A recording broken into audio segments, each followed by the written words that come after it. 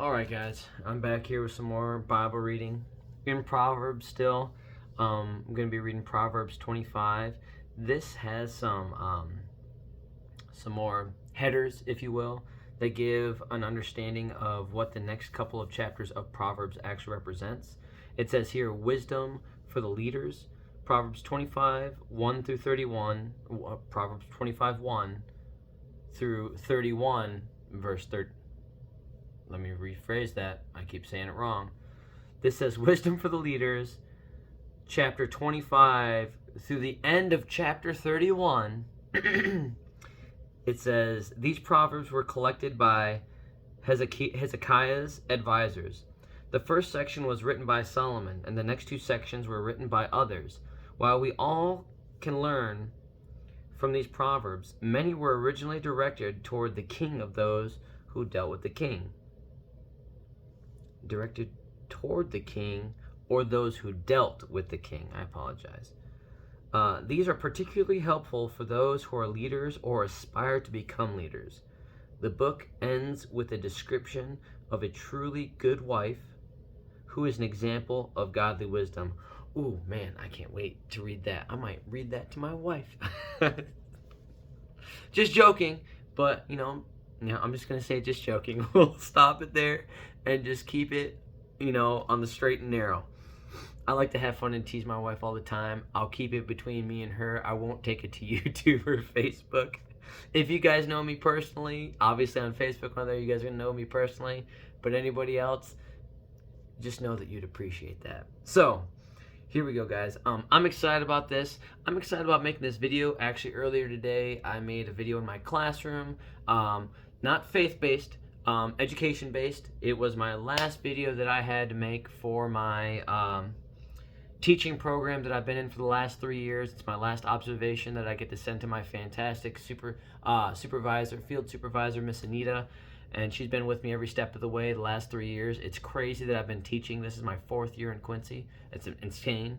But so super excited that I'm get to make another video here today. And here we go. Proverbs 25, more Proverbs of Solomon. These are more Proverbs of Solomon, collected by the advisors of King Hezekiah of Judah. It is God's privilege to conceal things, and the king's privilege to discover them. No one can comprehend the height of heaven, the depth of the earth, or all that goes on the king's mind. Remove the impurities from silver, and the sterling will be ready for the silversmith. Remove the wicked from the king's court, and his reign will be made secure by justice. Don't demand an audience with the king, or push for a place among the great. It's better to wait for an invitation to the head of the table than to be sent away in public disgrace. Just because you've seen something, don't be in a hurry to go to court. For what will you do in the end if your neighbor deals you a shameful defeat? When arguing with your neighbor, don't betray another person's secret. Others may accuse you of gossip, and you will never regain your good reputation. Timely advice is lovely, like golden apples in a silver basket. To one who listens, valid criticism is like a gold earring or other gold jewelry. Trustworthy messengers refresh like snow in summer. They revive the spirit of their employer. A person who promises a gift but does not give it is like clouds and wind that bring no rain. Patience can persuade a prince, and soft speech can break bones. Do you like honey? Don't eat too much, or it will make you sick. Don't visit your neighbors too often, or you will wear out your welcome. Telling lies about others is as harmful as hitting them with an axe, wounding them with a sword, or shooting them with a sharp arrow. Putting confidence in an unreliable person in times of trouble is like chewing with a broken tooth or walking on a lame foot. I actually felt that. That actually really bothered me reading that. Sensitive teeth. Ugh, terrible. Singing cheerful songs to a person with a heavy heart is like taking someone's coat in cold weather or pouring vinegar in a wound. If your enemies are hungry, give them food to eat. If they are thirsty, give them water to drink. You will heap burning coals of shame on their heads, and the Lord will reward you. As surely as north wind brings rain, so a gossiping tongue causes anger. It's better to live alone in the corner of an attic than with a quarrelsome wife in a lovely home. Good news from far away is like cold water to the thirsty. If the godly give into the wicked, it's like polluting a fountain of muddy or muddying a spring. I'm going to say that again. If the godly give into the wicked, it's like polluting a fountain or muddying a spring. It's not good to eat too much honey, and it's not good to seek honors for yourself. A person without self-control is like a city with broken down walls. Now, where's one? That was the last of chapter 25, but I really liked one of these. One second.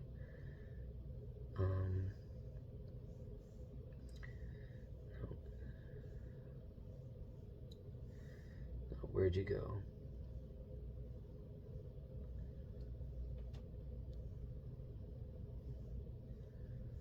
Nope. Oh, this right here. You know that old saying, kill them with kindness? I think that this verse speaks so strongly to that. Say, if your enemies are hungry, give them food to eat. If they are thirsty, give them water to drink. You will heap burning coals of shame on their heads, and the Lord will reward you. Now, I think it's very important that we understand that when we say kill them with kindness, I think that we don't set out to kill. Set out to be kind, and it will kill. Because intent matters. Intent really, really matters. Because I know so many people that you would consider either narcissistic or sociopaths that prefer to smile in people's face when they're angry, or prefer to do things just to push people on edge. That is not what this verse is saying. Okay? So we need to make sure that we understand that. We need to make sure that when we look at this, we are looking to lead with kindness, and that kindness will kill. We are not looking to simply be kind to kill. Okay? There's plenty of people that I've had conversations with people. They enjoy getting people worked up and smiling in their face. That is not the kindness that we're talking about. That is not a happy demeanor does not mean kind. Okay? So that's one thing that I really like to emphasize on. If your enemies are hungry, give them food to eat. If they are thirsty, give them water to drink. You will heap burning coals of shame on their heads, and the Lord will reward you. That's like saying, man, if I have nothing but love for people, and they want to spit in my face, so that's fine. I'm going to love you all the more. That's the kindness that we're looking for. Not that, oh, hey, you're going to spit in my face. Well, that's okay. Here's some food, but I spit in it too. We don't want that. We want to avoid that. We want to avoid the eye for an eye. We want to avoid those things. We want to love people. We want to kill them with love. And trust me, it is possible.